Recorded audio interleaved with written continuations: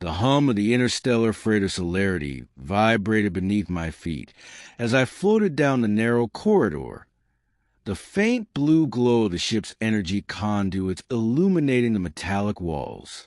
Space had a quiet way of amplifying one's thoughts, and mine were still tangled in the monotony of routine delivery missions. Out here, in the cold reaches of Sector 9, most of my clients were automated stations, drifting mining colonies or isolated research outposts. Humans were few and far between, aliens even more so. I was halfway through my standard rations, a bland, nutrient-packed meal I'd learned to tolerate, when emergency comms blinked. The signal was faint, almost imperceptible, like a whisper across the void. I followed it, curiosity piqued, until the corridor opened into a small, dimly lit docking bay I hadn't visited before. There, crouched near the ship's auxiliary supply lockers, was a figure that made me freeze in mid-step. She was unlike anything I had ever seen. Her skin shimmered like liquid bronze under the lights, her eyes deep pools of violet, and her slender frame shivered from what I assumed was hunger or exhaustion, or both. I hesitated. First contact protocols screamed in my mind, but human instinct, compassion, won out. I tore off a portion of my meal and extended it toward her. "Here," I said softly, "you can have this." Her eyes widened. She stared at me for what felt like an eternity, then slowly reached out. When her fingers brushed mine, there was a fleeting warmth, an alien, yet oddly human, spark of recognition. She accepted the food, eating in small, careful bites, and I watched as her color returned, her posture straightened, and a soft hum vibrated from her throat, a sound I would later understand as laughter. Her name, she told me, was Lyra. Through a series of broken gestures, sounds, and eventually rudimentary translations, she explained that she had been stranded on this freight station for weeks, unable to communicate with her people. Her hunger had become dire, and she had resorted to scavenging scraps from supply drones. I could see the desperation in her eyes. Then, something astonishing happened. She beckoned me to follow her, and before I knew it, we were floating through an airlock into space. Not in the usual ship corridor, but in a small, shimmering craft that seemed impossibly organic.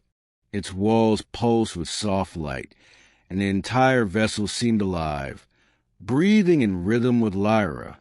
"Where are we going?" I asked, gripping a rail. "Home," she replied, though her voice wasn't in any human tongue I recognized. Somehow I understood. Somehow it didn't need words. Part 2, The Five Friends.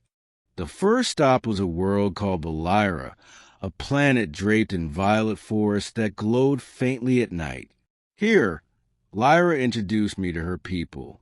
5 of them, her closest friends, had been scattered across the galaxy, each in dire straits of their own. The moment I was introduced, they insisted on showing me their homes, not out of curiosity, but as a profound gesture of gratitude. The first, Torin, lived in a city of glass towers suspended over rivers of liquid light. He was a historian, documenting the rise and fall of civilizations across the stars. In his home, he offered me luminescent fruits that tasted of every sweet memory I'd ever had as a child. I realized then that food in this part of the galaxy was more than sustenance. It was memory, emotion, history. Next was Sela, who inhabited a moon carved entirely from ice and crystal. Her abode was like a palace of mirrors, reflecting not just the light, but also the moods of its guests. She gifted me an ice sculpture that sang, each note a fragment of a story lost to time. Her laughter, though alien in tone, reminded me of human joy in its purity. Then came Kale, a wanderer who had made his home on a desert world. Sandstorms painting the sky with every hue of the sunset. His dwelling was humble, made of sun-baked clay and interwoven vines that thrived against the harsh winds. He shared with me a fermented drink that warmed the chest, and as we spoke, through gestures and half-formed words, I realized that kindness transcended language. The fourth friend, Myra, lived on a water world orbiting a binary star. Her home floated above the endless ocean, and we traveled by bioluminescent creatures that glided through the waves like living boats. She fed me a meal composed entirely of jellyfish-like creatures whose glow pulsed in rhythm with her heartbeat. Each bite made me feel a little lighter, as if the worries of my past life were dissolving in the saltwater air. Finally, there was Eric's, who resided on a high-gravity planet where mountains scraped clouds. His home was carved into the side of a colossal cliff, and the winds howled like orchestras through the carved tunnels. Eric's fed me rocks, not literally, but edible minerals that dissolved on the tongue, releasing flavors that mirrored the ruggedness of his world. With each visit, I learned more about Lyra's people. They were survivors, travelers, and storytellers, bound together by bonds of care stronger than blood. And as I shared meals, stories, and moments of quiet wonder, I felt a transformation in myself, a gradual loosening of the walls I'd built in a life defined by routine deliveries and solitary space travel. Part 3. The Journey Across the Galaxy. The more worlds I visited, the more I realized that this journey was about more than food or shelter. It was about connection. Every meal shared, every gesture of kindness, every moment of trust built a bridge between our species. Lyra's friends, once strangers scattered across impossible distances, had united through me.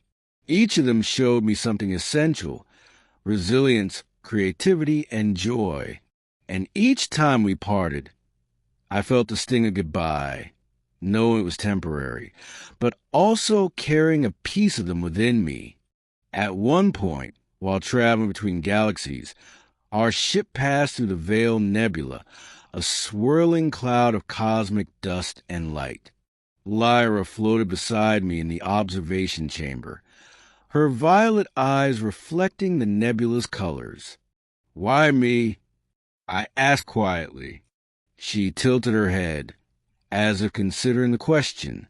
Then, softly, she replied, "Because you saw us."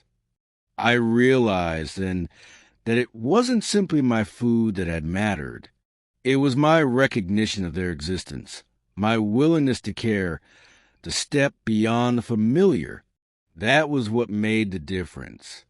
Our journey ended on a small, verdant planet at the edge of map space, where Lyra and her friends had gathered. The 5 friends had built a home together, a place where the light of multiple suns mingled in harmony with the wind, water, and soil.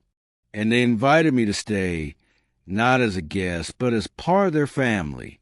We shared one last meal in that setting, the 5 friends and Lyra around a table that seemed impossibly large, yet intimate. Each bite was a story, each gesture a promise. As I looked around, I understood the truth of the galaxy. It was not the stars, nor the planets, nor the cosmic wonders that mattered most. It was the beings who inhabited them and the connections we forged. And as the sun set over the horizon, casting a warm glow across the landscape, I knew I had discovered a home, not in a place, but in the hearts of those who had welcomed me. I had started the journey by sharing a simple meal with a starving alien woman, and in return, she and the 5 friends who followed had shared with me a universe far greater than I had ever imagined. For the first time in my life, I felt truly, inexorably, and irrevocably at home.